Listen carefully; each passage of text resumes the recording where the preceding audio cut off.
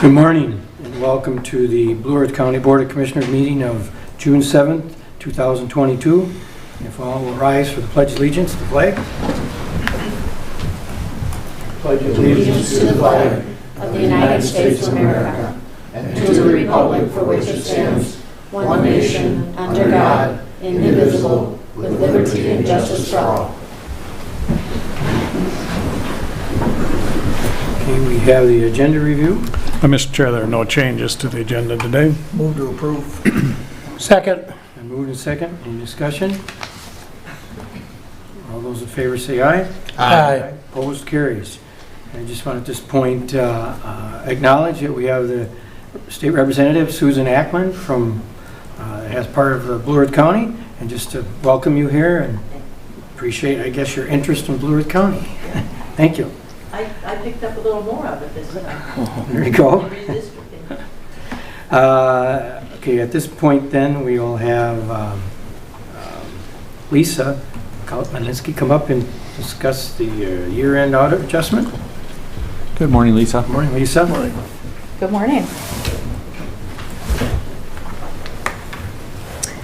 So today I'm here to talk about our audit. It's almost finished. We just have some cleanup items, which I need your approval. The audit went very, very well and very smooth this year, so that's always a good thing. The first thing we have is to approve the operating transfers for 2021. These were mostly approved when you approved the budget, but now they're like actual amounts, so we need approval on those. I'll move approval of the operating transfers. Second. And moved and second. Discussion. All those in favor signify by saying aye. Aye. Opposed, carries. The second item is to approve the following revenue and expenditure budget adjustments for 2021.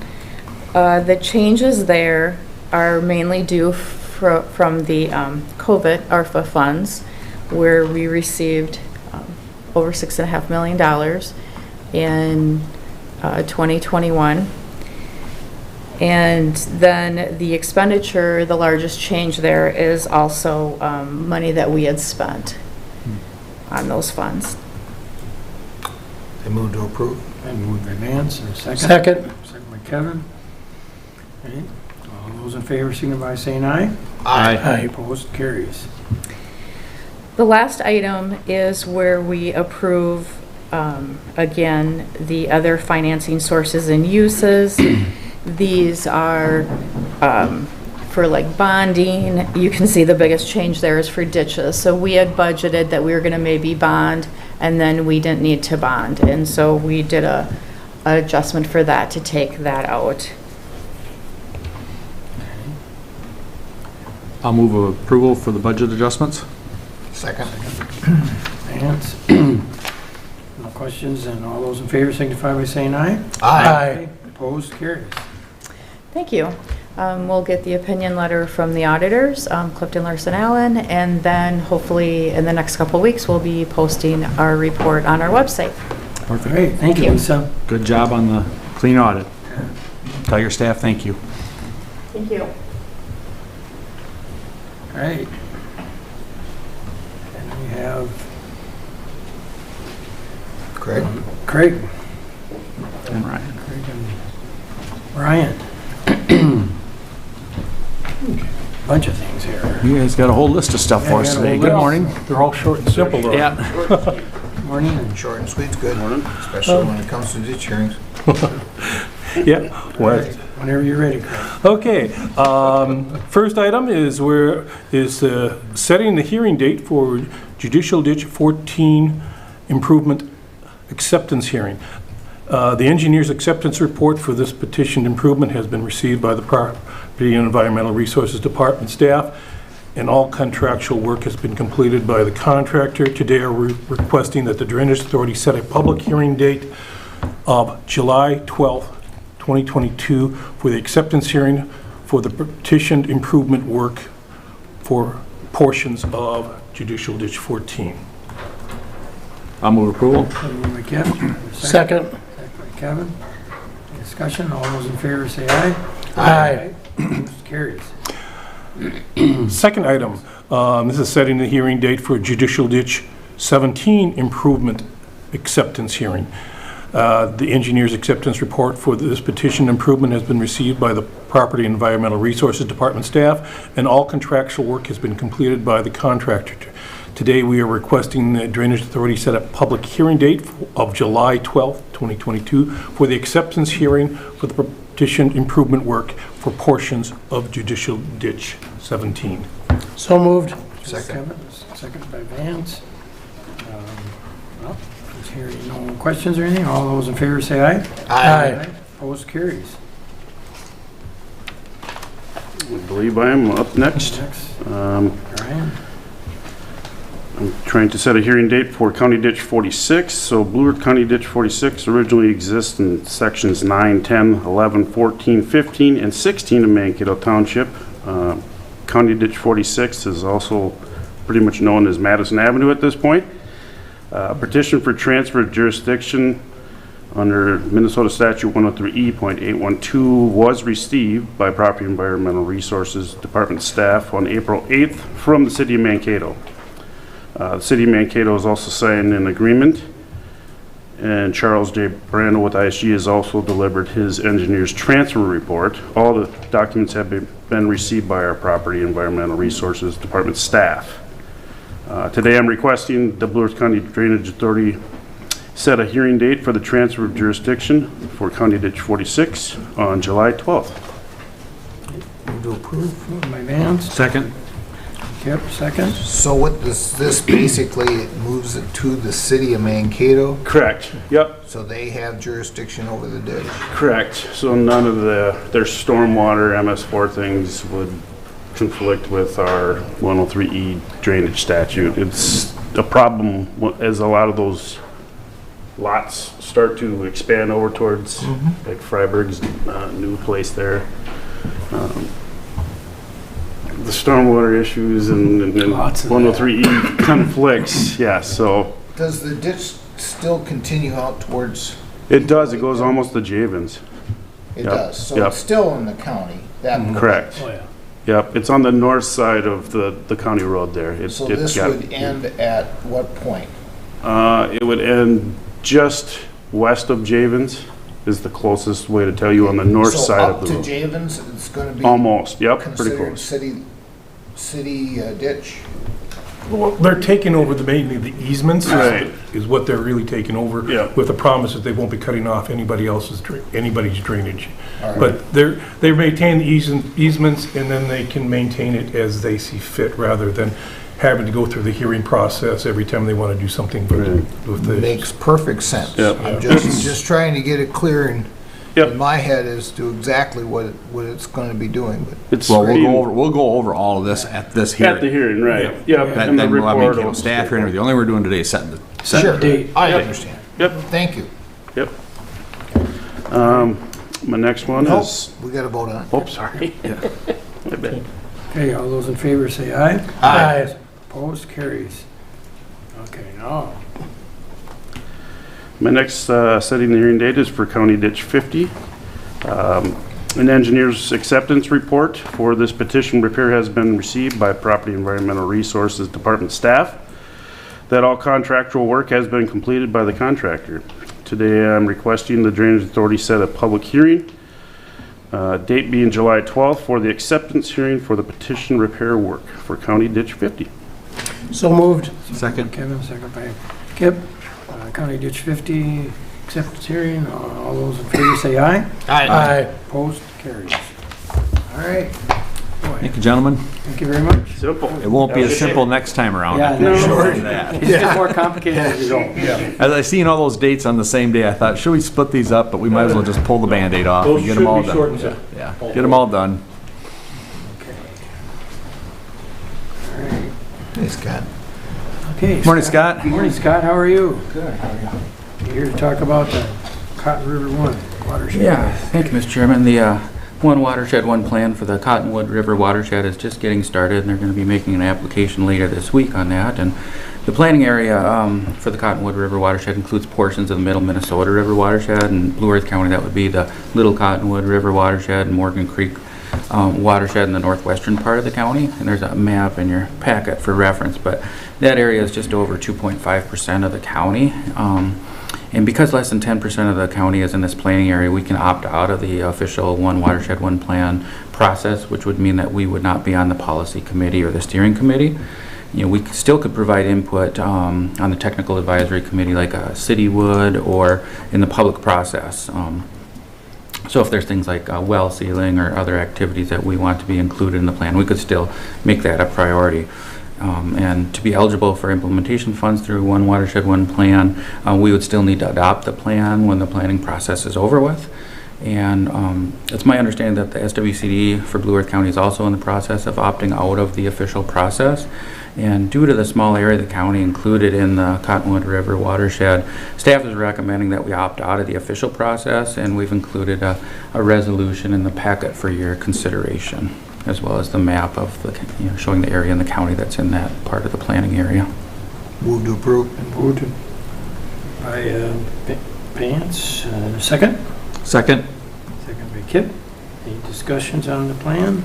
Watershed? I guess I would just comment, I can't believe, Scott, you don't want another two meetings every month, but, Blue Earth County, we've talked about before, is a unique county with more miles of rivers than any other county, and with more miles of rivers, it's a lot of watersheds. I think we have 5 in Blue Earth County. We're very active. We've been active in the Watonwan County watershed, or the Watonwan One Watershed, One Plan, which is pretty much done, but we're in the midst of the LeSueur One Watershed. I serve on that policy committee. That's monthly meetings. Our staff has that, as well as the technical meetings and other things. And with just, less than 3% of our total land, we've got our staff run about as thin, and we're going to monthly meetings on the other watersheds. I would certainly support being engaged to the level we need to be in this, but we've got our plates full with our major watersheds in the county. I would concur with that, Commissioner, and after the group we had the other day with the LeSueur watershed, that's going to be very active, so. All right. Anything else? Okay, we have the motion. All those in favor say aye. Aye. Opposed? Carries. All right. Thank you, Scott. Thank you. Thank you Yeah, very good much, job Scott. last Friday with that program. It was very informative. Thank you. Thanks for coming, too. Yeah. All right. Okay. Public Works. Ryan. Good morning, Commissioners. Good morning. Good morning. A few things here. Couple of action items, and probably more even so for discussion, but we'll jump right in. And as always, please interject as we go if you got questions or comments. So the first action item for consideration is the master partnership contract with the Minnesota Department of Transportation. This allows both agencies to interchange services and or goods with each other. And if needed, it also allows MnDOT, if requested and authorized by the local agency, to deliver small routine services. So we use this primarily for materials testing, lab services when they do construction materials, and or bridge bearings, and MnDOT staff to inspect bridge beams and things of that nature. So a lot of that falls under this agreement, so I would request approval of this updated Minnesota Master Partnership Contract number 1050058. So moved. It's been moved by Kip, and second by Vance. Okay, everybody understands. All those in favor of the contract, say aye. Aye. Opposed? Carries. All right, and there is a resolution also with these MnDOT agreements for consideration authorizing the county board chairperson and the county administrator to execute the contract and amendments thereto, and authorizes myself to negotiate work order or contract contracts with MnDOT under the master contract agreement. Move to approve. It's been moved by Vance, to approve the contract. And is there a second? Second? Second. By Kevin. Okay, all those in favor say aye. Aye. Opposed, carries. All right. All right. The second item is consideration of a state of Minnesota with the Minnesota Department of Transportation lighting maintenance agreement number 1049631. This is for maintenance of the intersection lighting at the new R-Cut intersection at Minnesota Highway 14 and County State Highway 56 by the Casey's gas station in Eagle Lake. This is an extension of the existing agreement that we have in place where the county is responsible for operation, maintenance, and electrical cost of the intersection lighting. However, it does provide for that MnDOT does a share of the intersection lighting maintenance, especially replacement of the luminaire heads, the lights, some of the ballast, some of the fuse boxes, control panel elements. And if a pole gets knocked down, MnDOT is also responsible for replacement of that. So it takes some of the heavy lifting off. We still pay for the electricity at the intersection.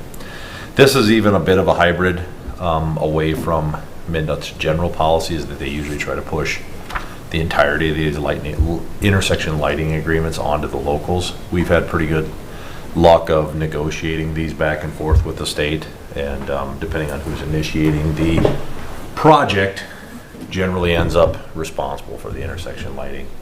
So, and again, this is an extension of an existing one, so the responsibilities have not changed and have not been shifted onto the county differently than it was before. So this is just an update because there's additional lighting with the R-Cuts. Yeah, I see they're adding some lights, so, Yep. which is good. Yep, That's definitely one that needs good lighting. absolutely. Very dangerous. I would move approval. And moved by Kip, Second. second by Vance. Any further discussion? All those in favor of the agreement say aye. Aye. Opposed, carries. Okay, and the same thing within that agreement, there is another resolution authorizing the county board chairperson and the county administrator to execute that agreement. So I would request approval of that resolution within the packet. I'll move approval. Second? Second by Kevin. All those in favor of that, approved, say aye. Aye. Opposed, carries. Okay. Right. Last action item on our list is consideration of a cooperative construction agreement with Independent School District number 2135. That'd be the Maple River School District for a stormwater management in Mapleton associated with County State Aid Highway 7. So as you may recall from past discussions, the school district, due to just site balancing and needing additional fill for the earthwork on their site, over excavated and made their ponds larger than were necessary. So they had extra stormwater treatment capacity within their ponds, and we needed a little bit of additional stormwater treatment capacity because of the widening of the road and the addition of the trail. So we talked with the school and were able to work out an agreement where they permitted us to discharge our stormwater and drain into their ponds. And then in the future, if there's issues or maintenance associated with it, we set financial thresholds on cost participation, and then also designated how we would determine who is responsible for what percentage of the repairs. And in general, it gives us easement to maintain our outlet pipe. But then the school also has a way that they know that we'll be able to help them out in the future. So worked out really well. I want to thank the school district and for the great work and being very reasonable and good to work with on this. So I would recommend approval of that agreement. I'll move approval. Moved by Kip, Second. second by Vance. Cooperative agreement with the school district there. I think that's good to cooperate like Yep. that. Just saves us money in the future, and I'm glad you got all the percentages laid out in advance. That's Try to much make it easier. clear. It ain't gonna be perfect, but at least you got some parameters. So when the future repairs come up, you can deal with it. It's looking pretty good out there too. All right, all those in favor of the agreement say aye. Aye. Opposed, carries. All right. Takes care of the action items. Yes, I'll give you guys some project updates and then we can move on to dam discussion. County State Aid Highway 40 bridge replacement, that's M&K Construction out of Walnut Grove. They are right now allowing the bridge deck to cure. That was poured last Friday, so that project's moving along nicely. The railing will follow, and then the site grading. So I believe that project is scheduled to be reopened mid-August or so. So that's moving right along, and that's down in the southwest corner of the county on the western leg of County State Highway 40. The bridge replacement on County Road 169, northeast of Mapleton. That bridge is a little bit farther ahead. That was the first one that we let, so the bridge deck has been poured. The railing was just poured as well last week. So they're both curing, still trying to achieve that desired strength before we can open. And the contractor is anticipated to begin working on the approach grading. That one's in quite a bit of a sag, so we're anticipating a little bit more earthwork that'll have to happen to tie the road into it. But the contractor is going to begin that. That one's moving right along. We would anticipate that one to be open by mid-July or so. Wow, Okay. that's good. And the third bridge that we have on our list is County Road 151. Tree clearing has been completed. So 169 was also Minowa construction. And on County Road 151, again being farther southwest, M&K got that one as well. So as soon as they're kind of done working on 40, they're going to jump on to 151 and begin the bridge work. That one's a little bit later in the season. That was the third one that we bid out, a little later start to it. But we did that strategically so that Mike would be able to bounce around the bridges and not have, we've had 4 bridges going at once. I wouldn't highly recommend it ever again. So it's in addition to managing another entire construction project. So he's able to kind of cover those bridges as is needed, and we can find staff to help fill in on other duties. So 3 nice sized bridges out in the rural parts of Blue Earth County under construction. In addition to that, we've got bituminous overlays completed, and I didn't grab my printout. I had gone and typed up all the roads, but I know we've got 27, 48 completed entirely, as well as, I'm gonna blank on it, 14, the segment south of Minnesota Highway 30, Highway 83. And then in addition to that, 5 has been paved, and it still needs striping. They're beginning paving on County Road 41 today, and they'll have a couple of other roads to complete yet. So it's moving along. It's only early June, and we're already well over half done. So we like to get our overlays out early, get them done, and open up staff so that they can help with construction workload the rest of the year. So it's kind of a big surge at the front, but we like to get it out of the way also because the contractors tend to have more capacity now for this type of work. And at the end of the year, they're paving those reconstruction projects and trying to get those done before winter. County State Highway 1 from 9 to 90. There's a lot of work going on out there. The contractor has the entire road bed covered with select granular, which is a sandy fill product. So we use that at the very bottom of the road. So that's a great milestone to have achieved, because that means if it rains, we've still got a construction platform on top. Okay.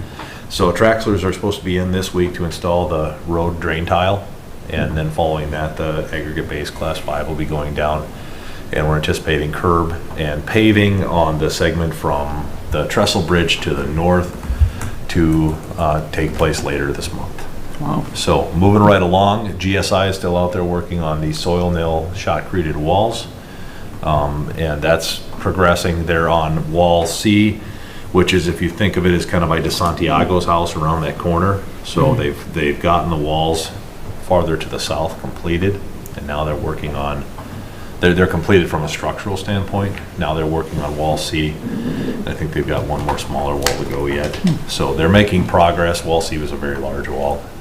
In addition to that, Boulderscapes is the company that's coming in, and I'm going to blank where they are out of, but they're traveling quite a distance.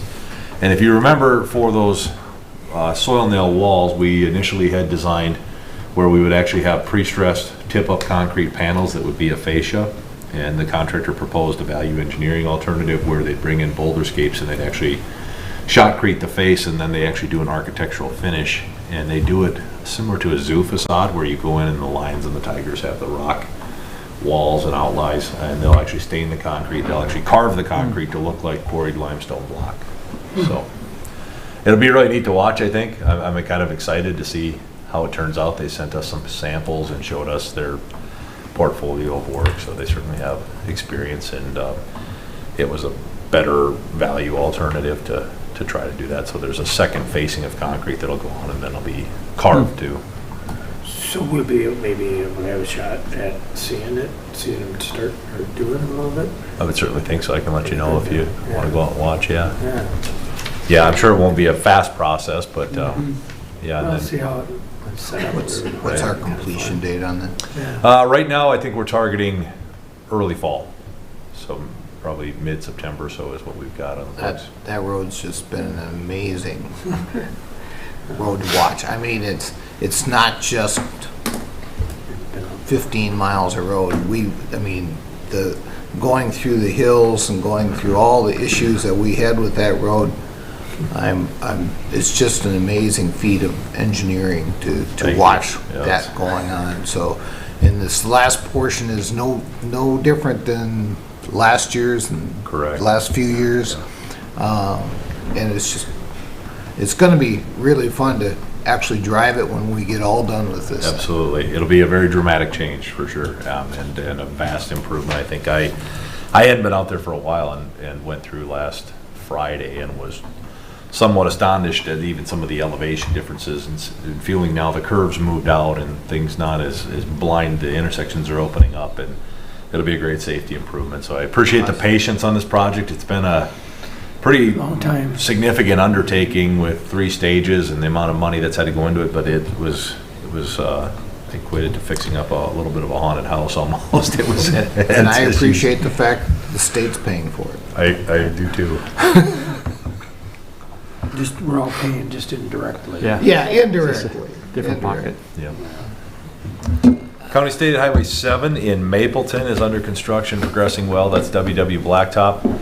They're working on the segment from the school entrance to the north to Porkert Street and putting storm sewer in right now. They've got the southern section brought to grade and then gravel on top, so the contractors for the school site are actually able to use that for access in and out of the site. So that project's progressing well. They've got about 95% of the sidewalk in on the northern 2 blocks to the city park as well. So moving right along. And again, that one completion date is penned in for late August so that we get that opened up before the school is ready to resume operations. 10 and 72 in Vernon Center. Right now, the city is waiting on guidance from the state on how to proceed. Their bids came in over their estimate significantly, and they haven't received strong guidance to assist them, so they're not certain how they're going to proceed.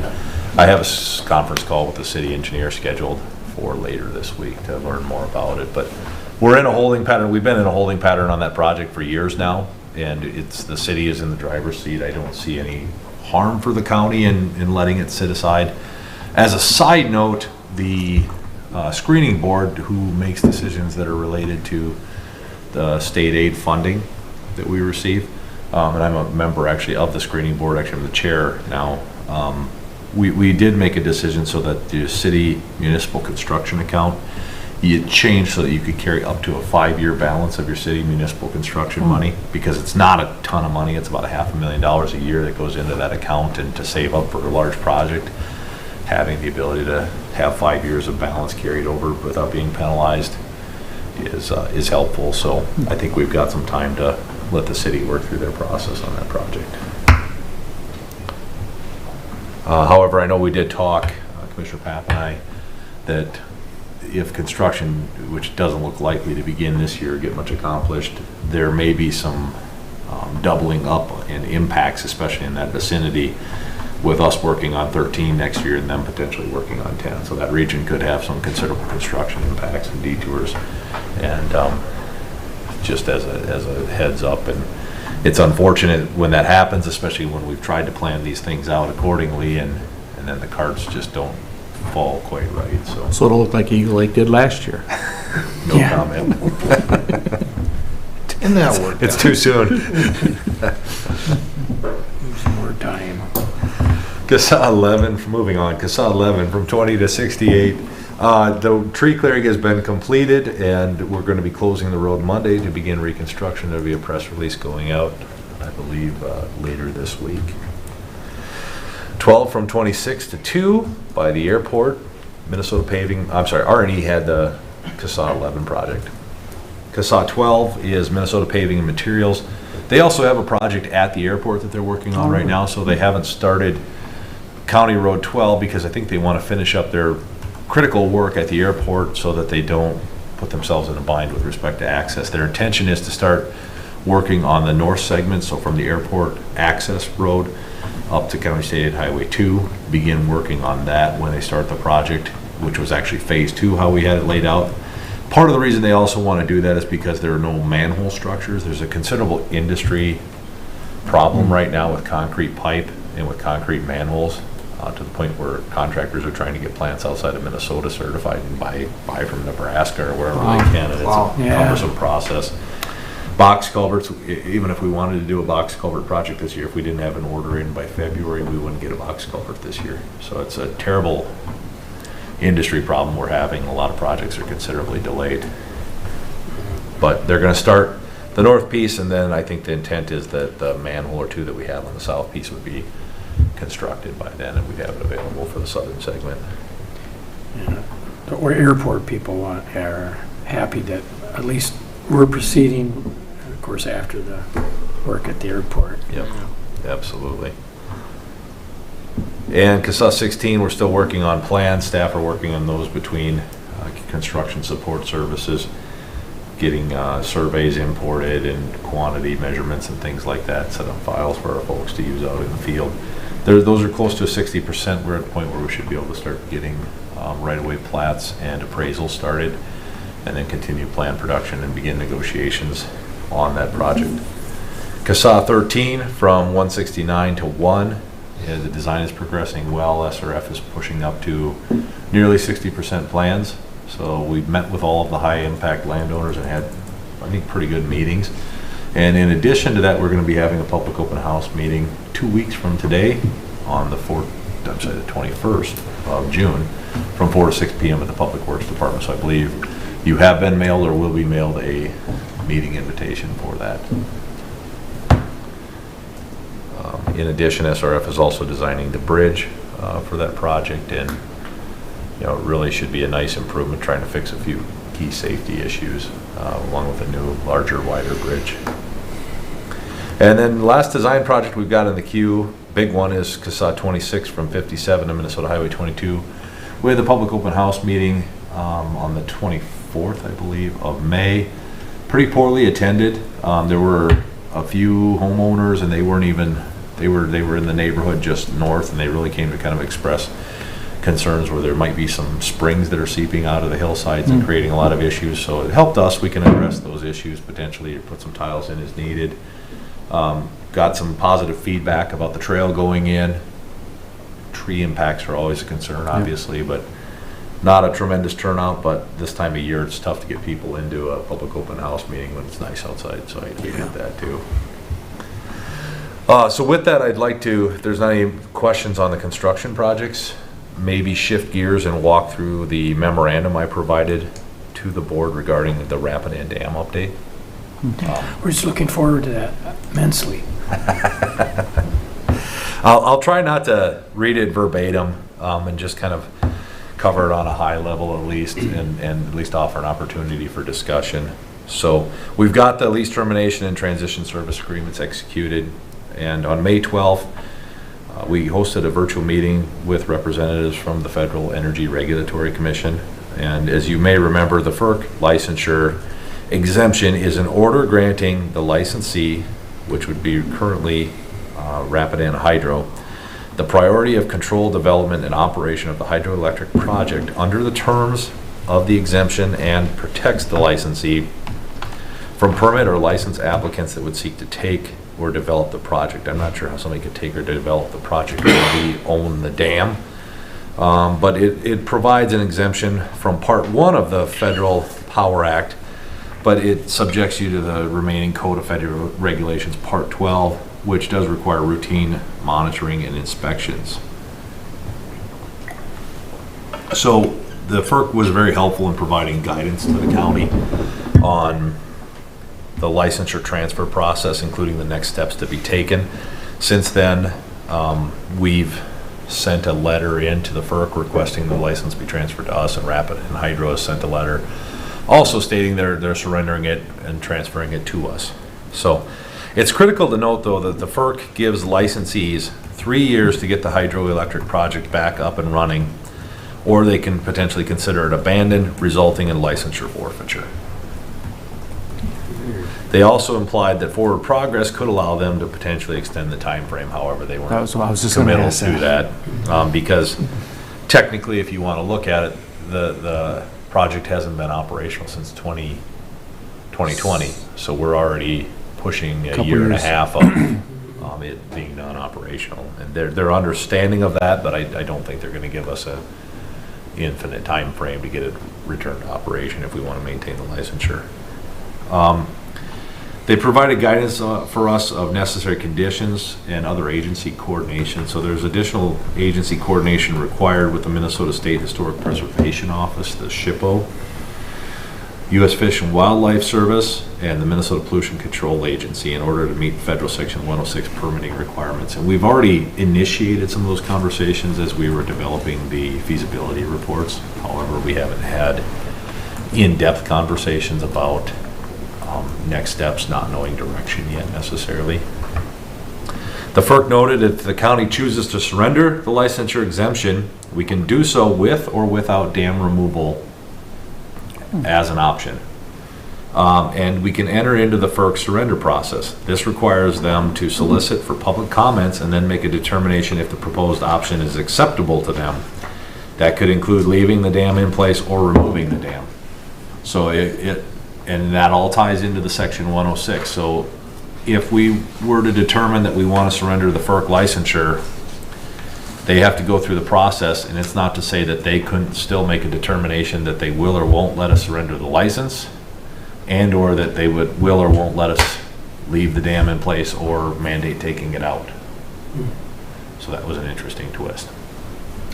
So there's quite a say there yet to determine, them going through their process. I really didn't get an indication on how that will go. So, scenario this for me, so we decide we want to leave it there and not have it generate power. We turn that application in, they run it through their process, and then they tell us if we can do that or not, or, That's my understanding. all right. So if we decide to take it out, we have to ask, we got to get their permission. Basically, no matter what decision we make, we got to get their permission. Is that what I'm understanding? Correct. All right. Yep. Interesting. Aside from, the only option we wouldn't need their permission is to, and that would still require approvals, I shouldn't say wouldn't need their permission. The one that would be the clearest path would be the return to hydroelectric Okay. production, because Well, we thank have you. the exemption in place in the facility. We have that permit. We'd have to ask for an extension because we'll never get it done in the next year, but Right. we could ask for that extension. If we're moving forward with that, they would most likely let us make that decision on our own. But any other decision we make, they got to approve. Correct. It Okay. would have to go, if we're gonna, because all of those would most likely require the exemption termination process. All right. So they're options, they just have to be approved. Correct. And they have to go through a full, formal public process. And they would do that all on their end? So that'd be different than everything we've done? Yes. Okay. That's my understanding.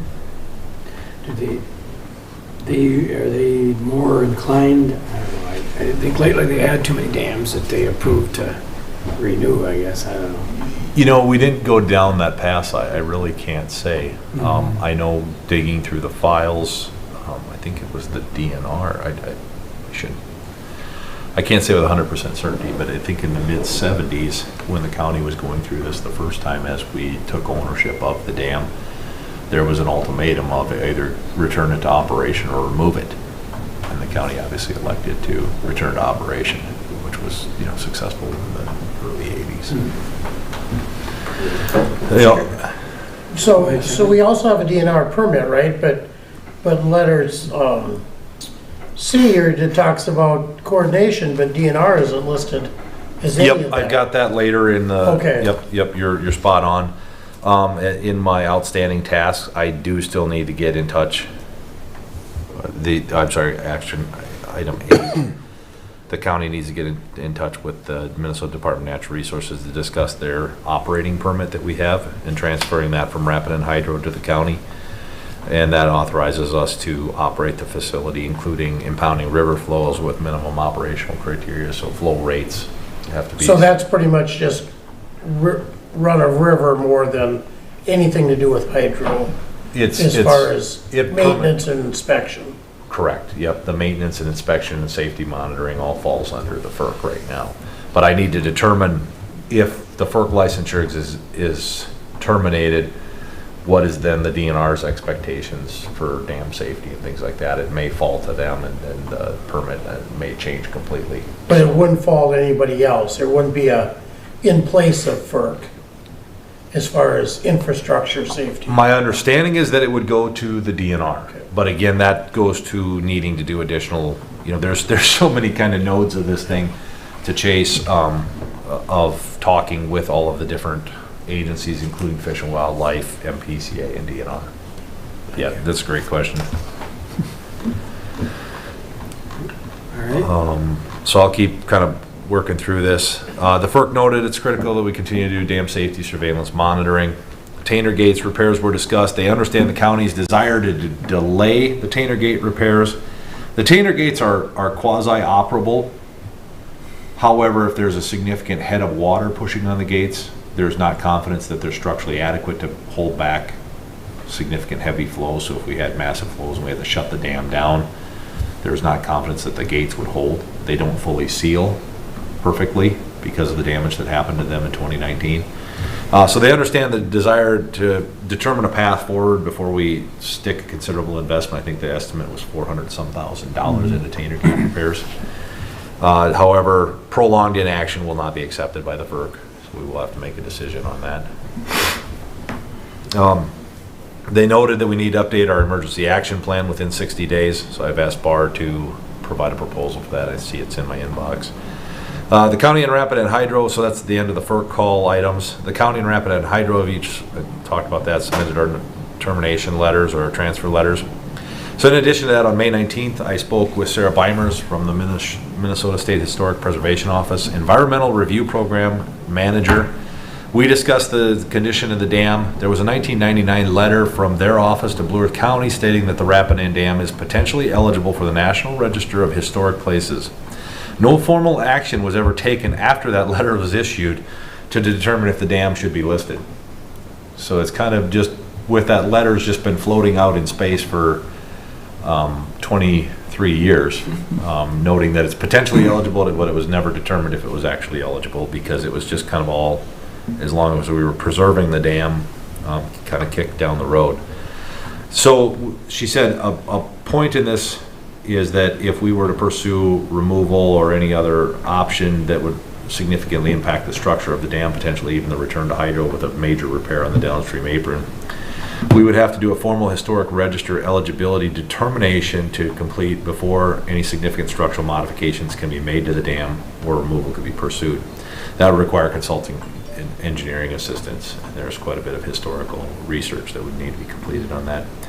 If the dam were to be listed on the historic register following the determination process and the removal option was desired and agreed to by SHPO, the county would need to perform mitigation measures including but not limited to photo documentation, plan documents, public information and education such as maybe interpretive signboards, things like that, and registering information with the State Historic Office and the and the Blue Earth County Historical Society.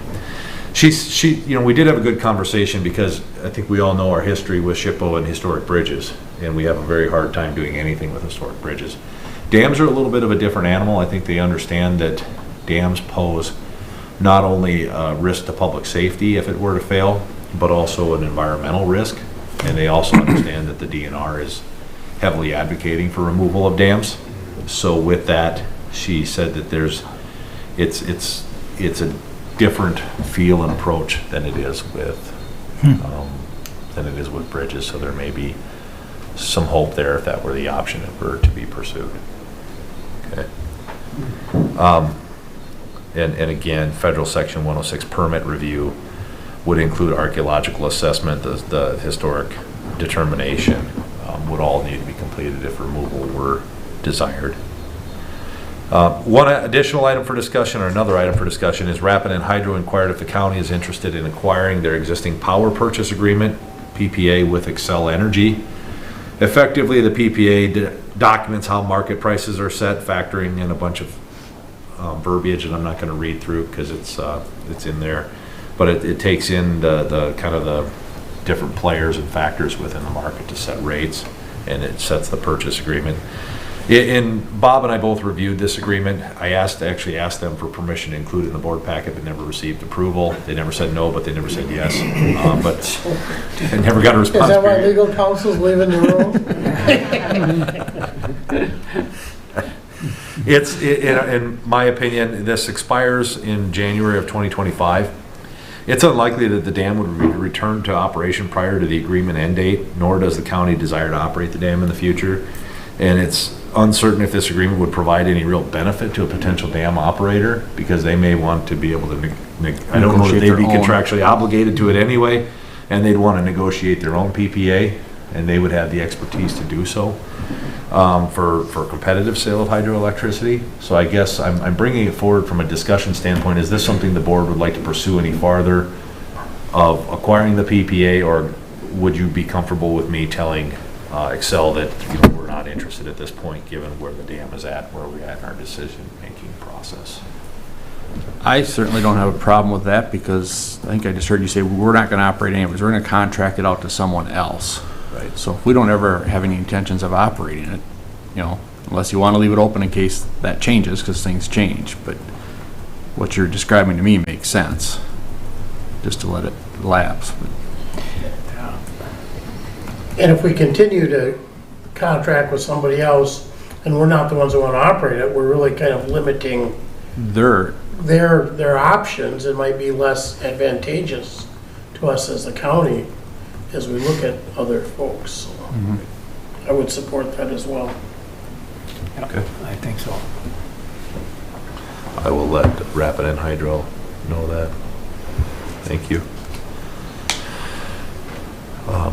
We have assumed, I'm sorry, we did do the public meetings at the Lake Crystal Cruise Inn on May 19th, and then June 2nd at the Moondogs baseball game. And we'll have a couple more items. I think it's either Thursday night we're in Lake Crystal.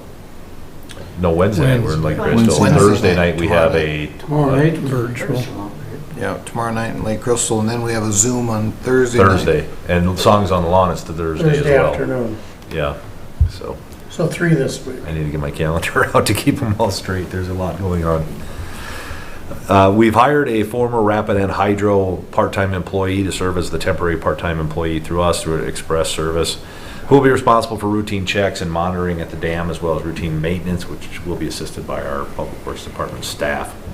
Some tools and personal protective equipment were purchased to help him out, and county staff have installed the safety buoys upstream of the dam, as well as some signs in the boat launch in Garden City, and then upstream in the floodplain to advise people of the dam. And because those buoys can be damaged pretty easily by a log going down the river, so they're kind of a constant maintenance headache, but we have to have them out upstream of the dam, or upstream. I think we had intended to try to put them upstream of the bridge even if we could. So that's going to be an ongoing maintenance issue.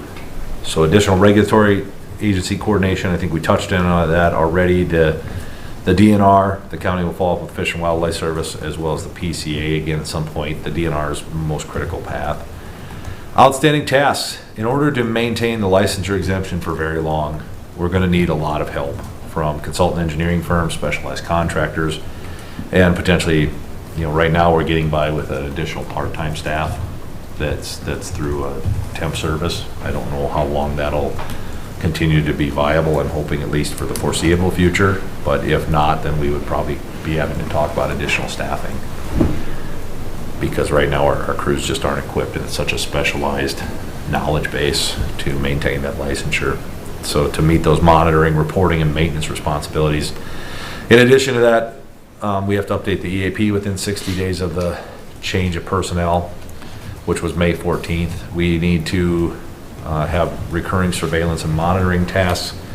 And also on that February 9th, and I know you've seen on the last page of this, the spreadsheet that outlines all of the tasks that are necessary.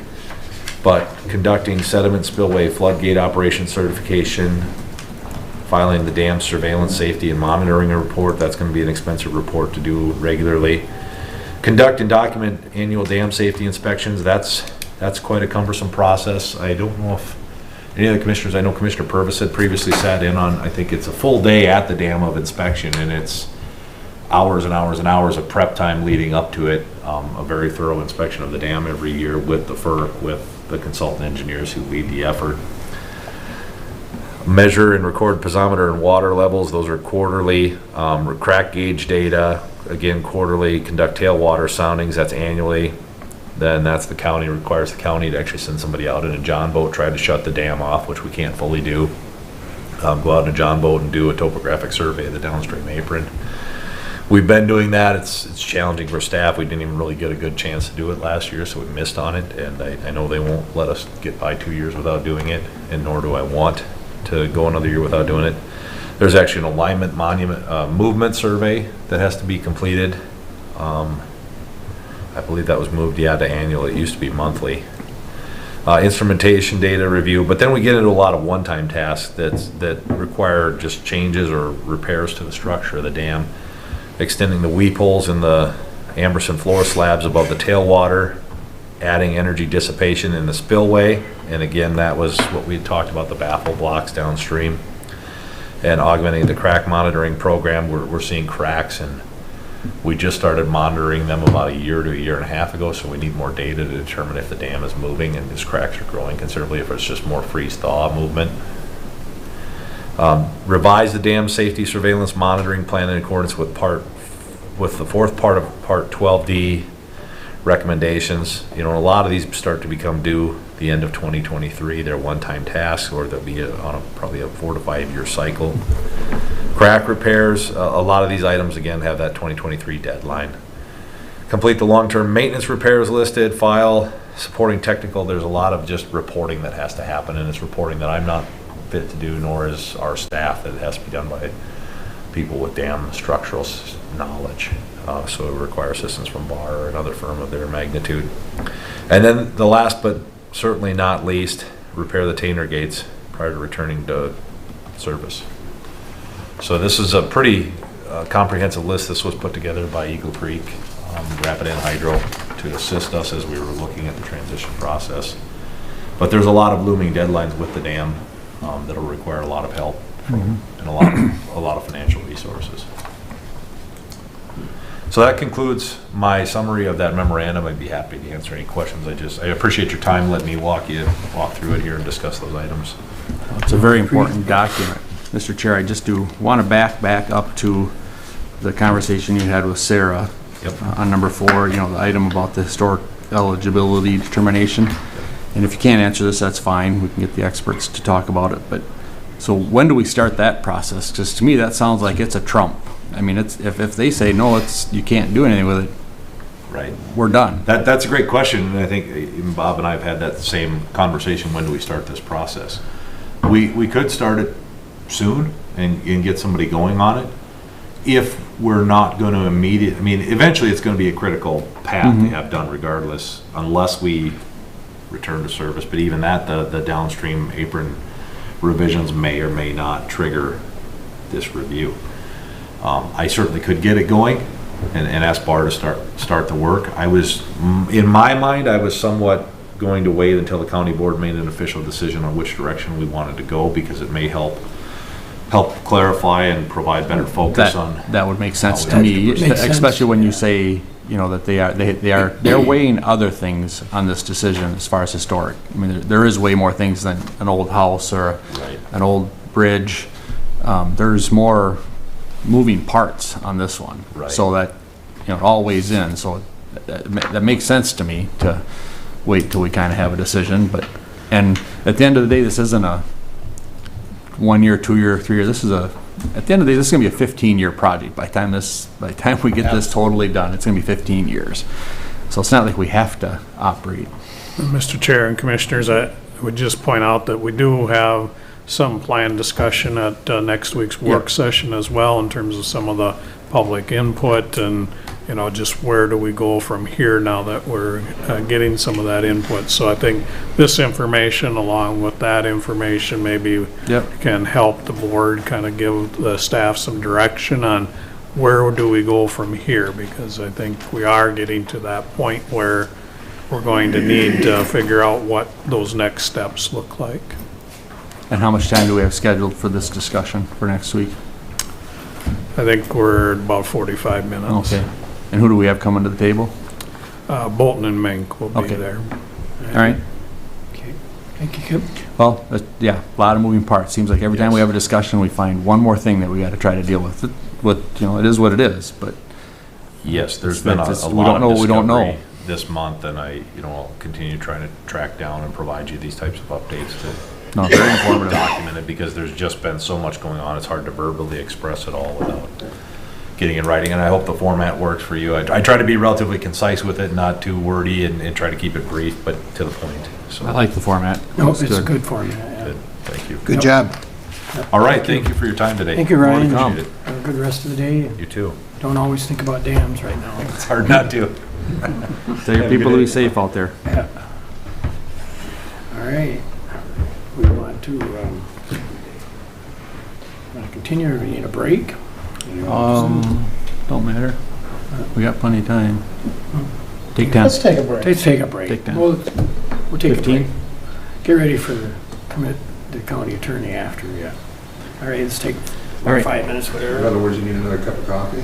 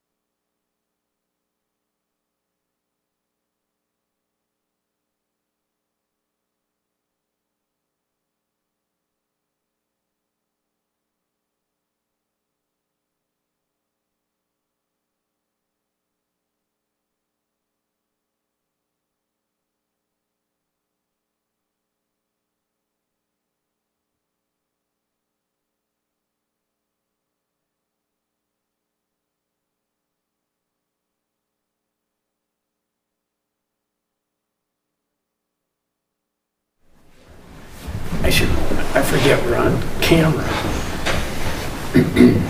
Mr. Chair, Commissioners, thank you. The report speaks for itself as always, and if you have any specific questions, I'm more than happy to answer them for you.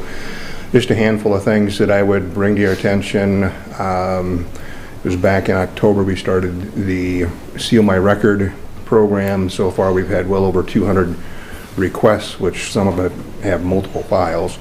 So that has been a pretty good response.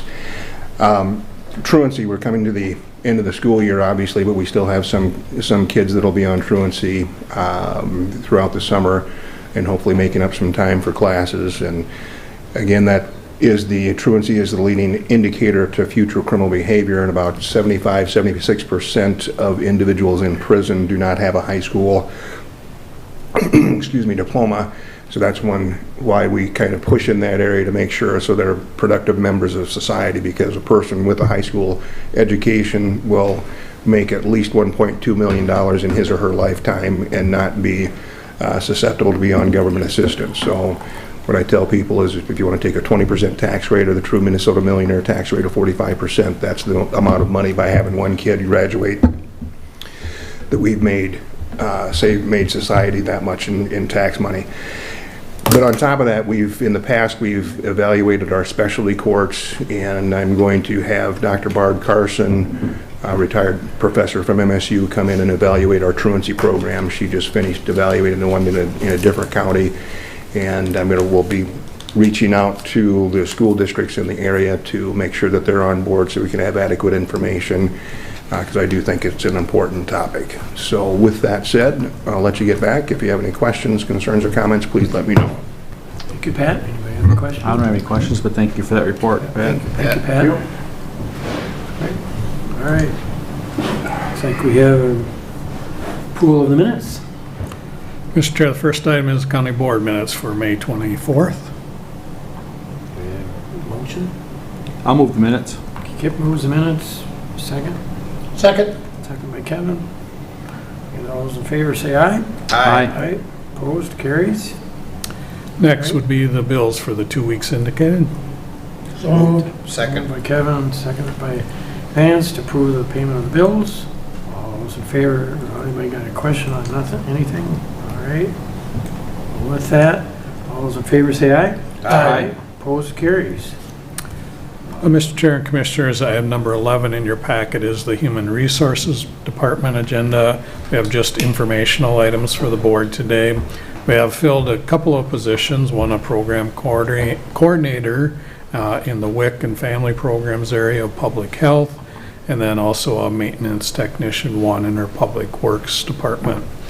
We also had a couple of promotions, one to a financial assistance case aide, or from a financial assistance case aide to a child support enforcement specialist, and then also a clerical specialist 2 to a child enforcement specialist. And so we've initiated recruitment to refill those 2 positions. We also had a promotion of a correctional officer to a legal assistant and have initiated recruitment to fill that position. And then we had a couple of resignations. One is a county attorney division chief, and then the second being a transport officer. So we've initiated recruitment to refill that transport officer. I'd be happy to answer any questions that the board might have on any of those items. Anybody questions? I don't have any questions. Board? Okay. Let's continue on. That's all I have, Mr. Chair. That's all I got. Okay. All right.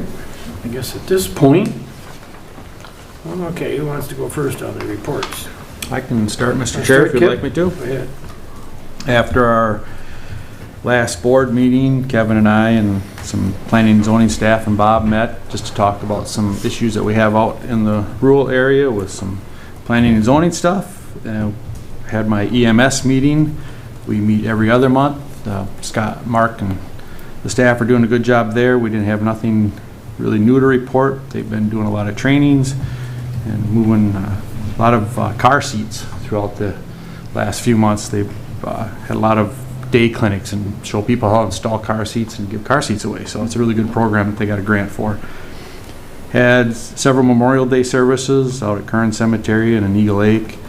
And then went up to the Legion for a lunch, and it was a nice little lunch they have up there. I haven't done that before because they usually go out to the Vietnam Memorial, but I stayed in town that day. And then we were at Department Head, got a update from Bob. Planning and zoning, we had just a couple items from the county, some new ordinance revisions, so we'll be seeing those next month. They were both uncontested and good discussion on them.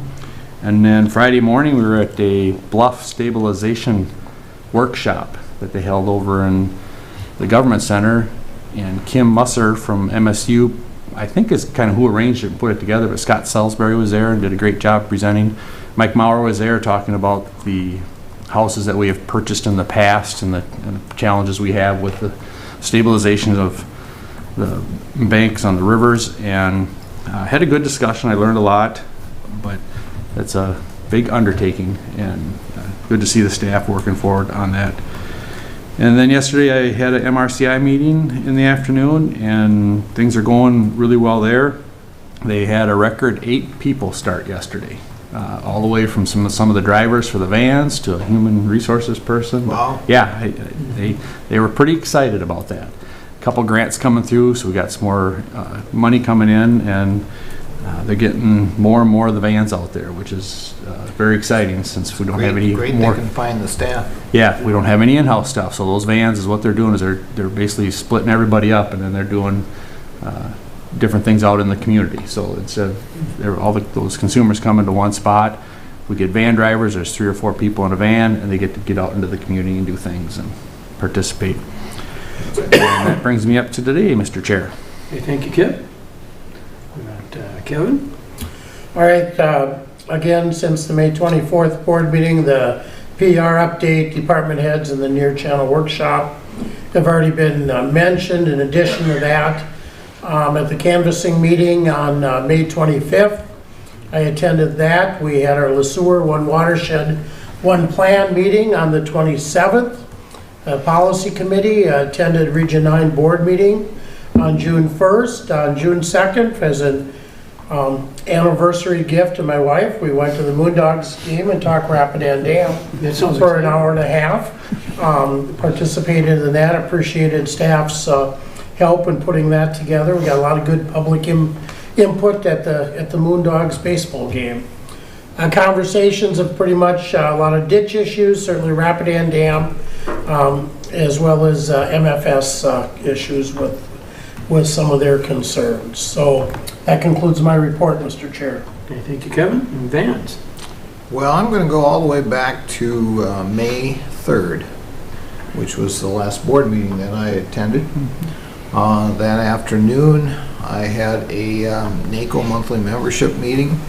On the 4th, I had a Towards Zero Death Speed Messaging meeting. Then we had a department head meeting that day. We had a Blue Earth Nicollet County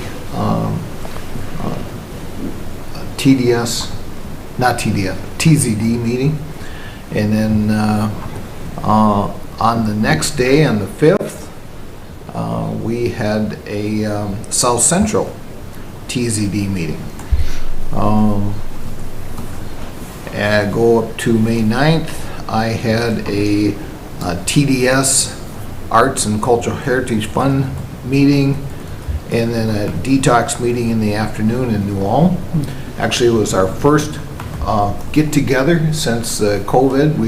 We actually met at the New Ulm detox, and that was actually kind of nice, not to actually see the people instead of having to go through Zoom. On the 11th, I had a community corrections meeting and a Blue Earth Nicollet County Safe Roads meeting. And then that evening, I had a farm advisory meeting for the community farm. On the 12th, I had a finance and budget meeting for TDS. And then that evening, we had our mayors and clerks at the American Legion in Eagle Lake. On Monday, the 16th, I had NACO Arts and Culture Commission meeting. And on the 17th, we had our work session, and that afternoon, my wife and I flew to Alaska for the WIR, the Western Interstate Region for NACO, and for the Rural Action Caucus, which I'm vice chair of in NACO. What I can tell you about that, there was a lot of things included with that. It was a 3-day event, the 18th, 19th, and 20th. But the WIR accepted Minnesota into the WIR. And since there's so much that Minnesota has in connection with the western states, that it's a three-year temporary agreement that I don't think we have voting rights, but we get to show up, and after 3 years they can put us in there permanently. And also it's up to Minnesota whether it wants to stay in. So get to the 24th, we had our county board meeting. On the 25th I had, of course I missed those, didn't I? Yeah, I missed those. On Monday, Memorial Day, on the 30th, I was down and I met with Mark down at the Vietnam Vets for Memorial Day. Department head meeting on the 1st. South Central Steering Committee meeting for Towards Zero Death. And I think that's it for me. Okay, thank you, Vince. And good on your trip to Alaska. I tell you what, yeah, Mary and I took an extra time and toured Alaska, and I would recommend it to absolutely anybody. It was amazing. That's neat. That's neat. All right, let's see, after the meeting, on the 25th, Kevin and I did have the canvass on the election, the primary election.